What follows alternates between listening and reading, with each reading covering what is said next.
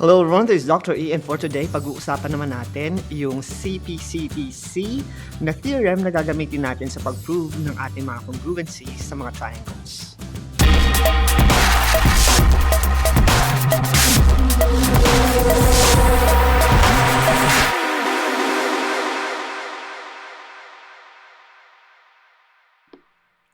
Marami ang naiituro sa atin sa pag-prove or yung skills natin sa pag-prove ng mga statements sa geometry. Dahil dito, natututo tayong maging critical thinkers at gamitin yung ating mga analytical thinking skills sa pagsagot ng mga math problems kagaya ng gagawin natin ngayong araw na ito. So ano nga ba ang CPCTC? So ang CPCTC, acronym yan, ang ibig sabihin ay corresponding parts of a congruent triangles are congruent. And from the name itself, kailangan lang ng mga corresponding or congruency sa mga corresponding parts ng ating mga triangles, yun yung mga sides at mga angles niya para magamit natin itong statement na ito sa pag-prove ng magkakaparehas na sukat at shapes ng ating mga triangles. So ito yung gagamitin natin kasabay or kasama ng ilan sa mga theorems and postulates na nagamit natin noong nakaraang lesson sa pag-prove ng mga congruency sa triangles. So let's start with this particular figure. So figure na ito, medyo familiar na tayo dito sa quadrilateral na ito na merong bisector at gagamitin natin yung ating mga theorems para makapagbuo ng two-column proofs. So, umpisahan natin syempre sa pag-draw ng ating diagram at sabi ko nga sa inyo, lagi kong ginagawa na bago ako mag-start ng aking mga proofs ay gumagawa ko ng sarili kong drawing sa aking papel para mas maunawaan ko yung maplano ko yung proof na gagawin ko sa mga figures gaya nito. So, meron tayong CDB. And in this case, ito yung magiging guide natin para makapagsulat tayo ng two-column proof. So, ito yung ating statement.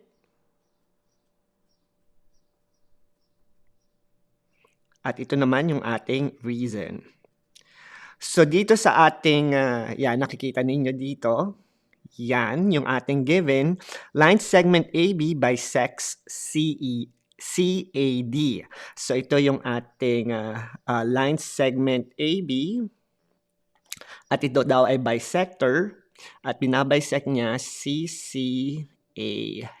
So, first thing na gagawin natin, syempre, isulat natin yung ating given information, which is yun yung ating first statement. Ray AB bisects angle CAD. At ang reason natin, ito ay given. So, yan yung una natin gagawin. So, alam natin na yung bisector na yan, na-bisect niya sa CAD, at ito yung ating given statement. And when we have this particular statement, pwede natin gamitin ngayon na itong angle natin dito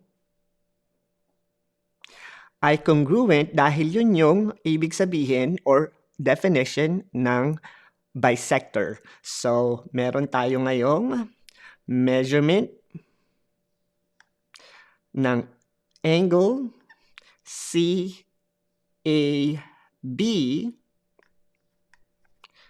na congruent sa measure ng angle BAD.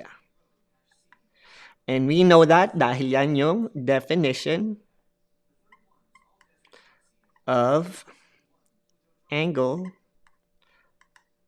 bisector. So, yan yung ating second line. At since alam natin na si angle CAB ay congruent kay BAD dahil sa ating definition ng congruency, ang susunod nating pwedeng gamitin na statement dito ay syempre itong ating linya na to. So, yung alam natin na yung linya na yan yung ating angle bisector, and at the same time, given siya dahil andito siya sa ating statement. So, isulat natin at idagdag natin yan sa ating linya. So, yung ating BA or Ray BA or AB, ito ay nagbabisect kay CBD naman. So si CBD, mapapansin natin, ito si CBD, yung nasa ilalim natin na angle. So it bisects CBD at yan ay given natin. At nauubos na yung tinta ko, so palitan natin to ng panibagong marker. And don't worry dahil nakasulat naman yan sa side natin. At ang susunod nating gagamitin dito, since it bisects CBD, alam natin ngayon na itong angle na to ay congruent sa isa't isa dahil yun yung definition ng bisector. So we can say that angle CBA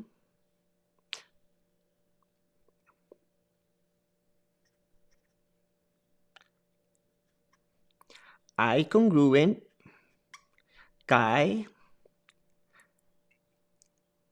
this is DBA. DBA, which is definition of angle bisector.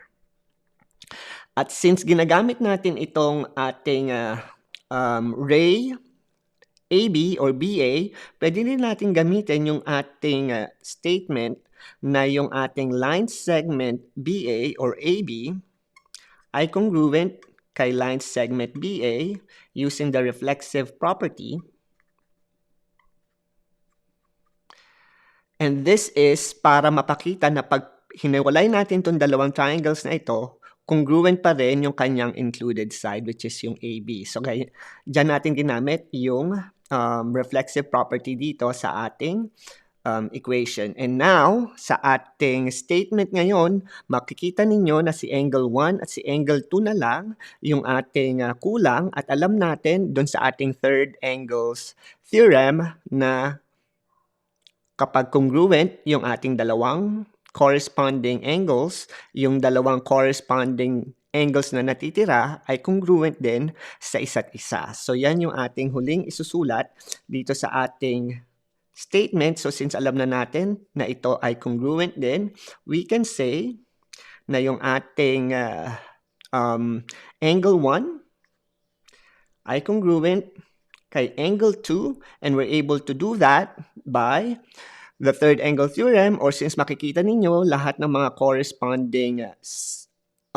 angles natin ay congruent with this particular side is also congruent, pwede na natin din gamitin si CPCTC or corresponding parts of a congruent triangle is congruent gamit dun sa reason ng pag-prove na si angle 1 ay congruent kay angle 2. So, dyan natin ginagamit yung ating mga statements sa pagkumpleto ng ating two-way proof. So, dito tayo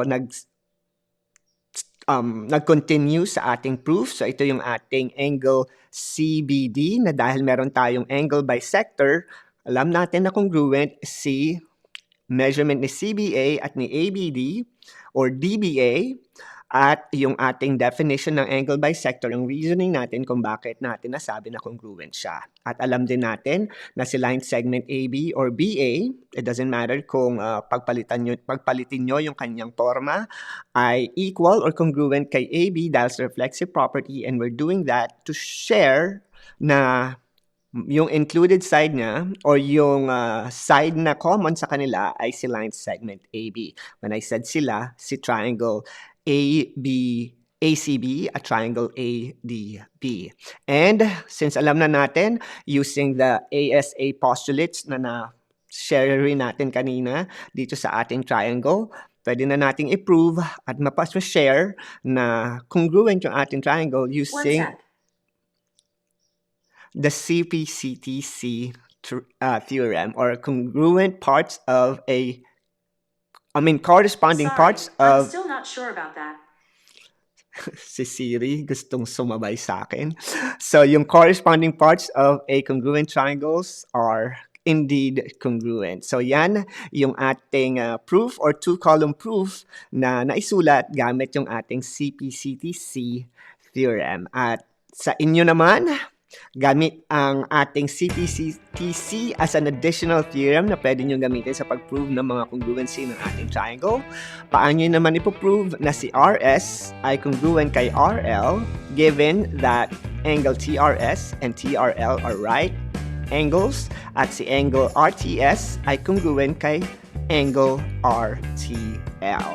So yan ang ating math Numberbender challenge for today. So comment down below yung inyong mga statements and reason para makita natin kung paano naman ninyo gamitin ang inyong analytical skills sa pagbuo ng two-column proof. So this is Dr. E at tandaan natin na sa pagsagot ng mga math problems, especially yung pag-write ng mga proofs or pag-prove ng mga trig identities, dito nahahasa yung ating utak to think critically and analytically and to be able to use the mathematical process na alam natin at i-articulate natin into words because we know that learning mathematics is similar to learning a foreign language. This is Dr. E and see you again next time.